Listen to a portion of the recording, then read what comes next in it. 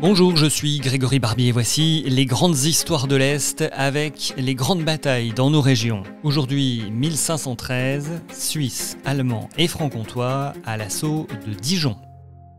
La Ligue de Cambrai. Bon, on est loin des Avengers, mais le nom de ce rassemblement d'alliés sonne plutôt bien. En 1509, Louis XII s'associe avec le pape Jules II, l'empereur d'Allemagne Maximilien Ier et le roi d'Aragon, une région du côté de l'actuelle Espagne. Pas de pouvoir évidemment pour la Ligue de Cambrai, c'est plutôt une alliance de circonstances qui va mener la guerre en Italie avec un but, mettre fin à l'influence grandissante de la République de Venise dans la péninsule. Seulement, l'armée française avance un peu, beaucoup, et même trop pour Jules II, le pape. Alors finalement, le souverain pontife retourne sa chasuble et s'allie avec ses ennemis d'hier, ceux de la République de Venise. Après la Ligue de Cambrai, place désormais à la Sainte Ligue. Oui, on savait trouver des bons noms de groupes à l'époque.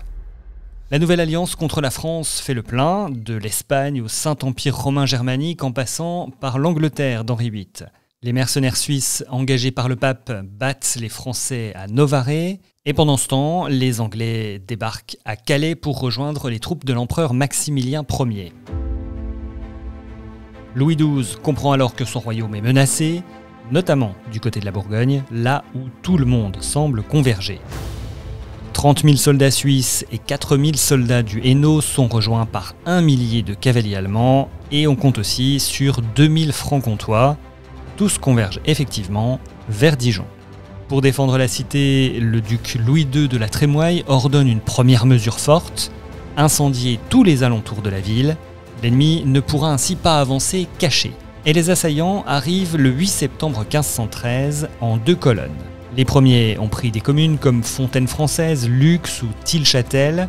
Les deuxièmes ont saccagé Mirabeau et le monastère de Bèze. Aujourd'hui, si vous vous baladez du côté de Dijon, vous irez peut-être vers la fontaine des Suisses. Eh bien, ces Suisses, ce sont ceux de 1513 qui se sont installés à l'est de la ville pour bombarder la cité. D'autres assaillants ont pris le côté ouest, dans la chartreuse de Champmolles, et les fortifications, mal entretenues, n'ont pas tardé à céder. Mais à l'intérieur, les Dijonnais résistent. Ils ont fait des provisions, autant alimentaires que militaires, et ils ont creusé des fossés derrière les murailles les plus menacées. Et la ville est moins facile à prendre qu'il n'y paraît. Les Suisses vont être les premiers à se rebeller, et en plus, leur solde, promise par l'empereur, tarde à arriver. Il y en a un qui n'attendait que ça, c'est Trémoille. Le Français est mis au courant et commence à discuter avec eux, et il finit par obtenir une trêve en échange d'argent. Ce 12 septembre, il ne reste donc plus que les Allemands et les Francs-Comtois pour tenter un assaut dans la boue et sous la pluie. Mais ils sont désormais trop peu nombreux pour espérer une victoire. Et l'espoir d'un retour des anciens alliés s'évanouit un peu plus quand on apprend le 14 septembre 1513 qu'un traité est signé entre le gouverneur de Dijon et les Suisses. Alors que prévoit ce traité ? Il prévoit la restitution des terres italiennes au pape et Louis XII renonce officiellement à ses droits sur le duché de Milan et d'autres territoires comme Gênes ou Asti. Évidemment, il y a aussi un peu d'argent en jeu, 40 000 écus, plus le règlement de différentes dettes. Aussitôt signé, aussitôt parti, les Suisses lèvent le siège, mais méfiants, ils emportent quand même 5 otages, dont l'échevin de la ville, l'équivalent du maire. Dans la foulée, Allemands et Francs-Comtois sont bien obligés de renoncer. Et finalement, les Suisses se sont un peu fait avoir.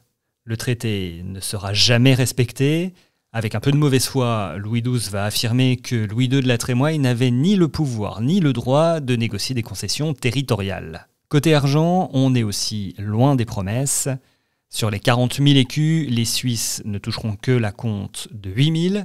Et ce qui va leur rapporter le plus, finalement, ce sont les otages. 13 900 écus, payés pour l'essentiel par les familles elles-mêmes pour libérer leurs proches.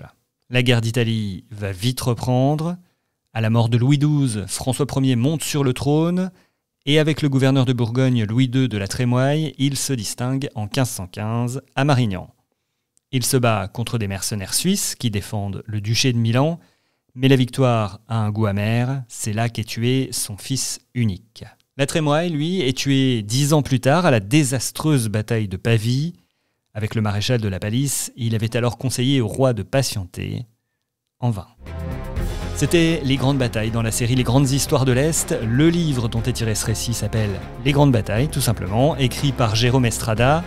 Découvrez aussi nos autres podcasts, tous les liens sont dans la description. À bientôt pour une autre bataille historique.